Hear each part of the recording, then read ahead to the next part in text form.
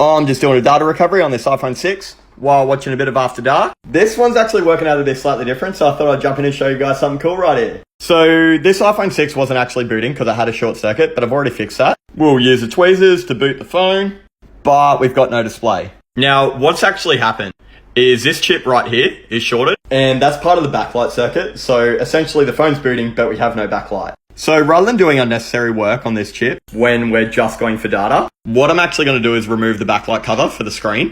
I'll then use a torch on a phone. I'll chuck that dude there and flip the screen on top. And from there we can enter in the passcode and get access to the data. Then we can call it all in a day's work, mate.